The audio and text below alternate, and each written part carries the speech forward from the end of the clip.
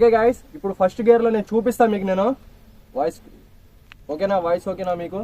Okay, ఒక నిమిషం ఆగండి, హెల్మెట్ తీస్తా అన్నారు కాదు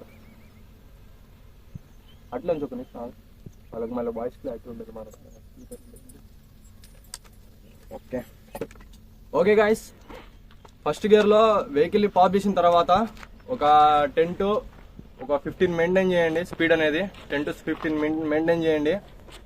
పాప్ చేసేటప్పుడు లైట్గా థ్రోటల్ ఇవ్వండి. ఆ థ్రోటల్ ఇచ్చి పాప్ చేయండి. ఓకేనా? మీరు ఎట్లాగో లెగ్ డ్రాగ్ లో పాపింగ్ అనేది నేర్చుకుని ఉంటారు కాబట్టి ఇంకా సింపుల్ అయిపోతుంది ఇది. ఓకేనా? ఫస్ట్ గేర్ లో లైట్ గా మూవ్ అవుతూ పాప్ చేయడం నేర్చుకోండి. ఓకేనా? బ్రేక్ కంపల్సరీ ట్యాప్ చేయండి, హైట్ అయిపోద్ది. ఓకేనా? సేఫ్టీ యూజ్ చేయండి. ఓకేనా? చాలా మంది నాకు కామెంట్ చేశారు టైర్ ప్రెషర్ గురించి.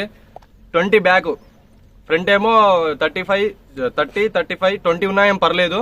ఎందుకంటే కొద్దిగా బౌన్స్ అవ్వకుండా ఉంటుంది వెహికల్ అనేది ఫ్రంట్ దింపగానే. ఓకేనా? కాబట్టి వెనకాల 20 అయితే పెట్టుకోండి. 20, 15 మీకు ఎలా బ్యాలెన్సింగ్ లో ఎంత కంఫర్టబుల్ గా ఉంటే 15 అయినా 20 అయినా గాలి అనేది పెట్టుకోండి. ఓకేనా? ఫస్ట్ గేర్ లో పాప్ చేయడం నేర్చుకోండి. ఫస్ట్ గేర్ లో పాప్ చేసిన తర్వాత లాంగ్ ఎలా క్యారీ చేయాలనేది మీరు ఇక ఆలోచించండి, మీకు అర్థమైపోతుంది. ఓకేనా? నేను పెట్టుకోవట్లేదు, ఓకే, కొద్దిగా బ్యాక్ వెళ్ళిపోతాయి. ఫస్ట్ గేర్ లో వెహికల్ ని డౌన్ చేయండి డైరెక్ట్.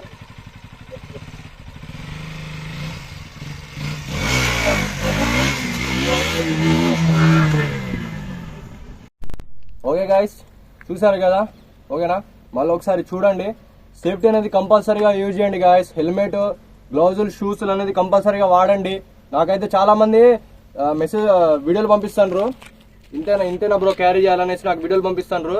అలా చేయకండి. హెల్మెట్ లేకుండా అస్సలు చేయకూడదు. హెల్మెట్ అయినా వాడండి కంపల్సరీగా. షూస్, గ్లౌజులు వాడకపోయినా పర్లేదు, హెల్మెట్ అయినా వాడండి. హెడ్ తగిలింది అనుకోండి చాలా ప్రాబ్లం అవుతుంది. ఓకేనా? హెల్మెట్ అయితే కంపల్సరీగా వాడండి.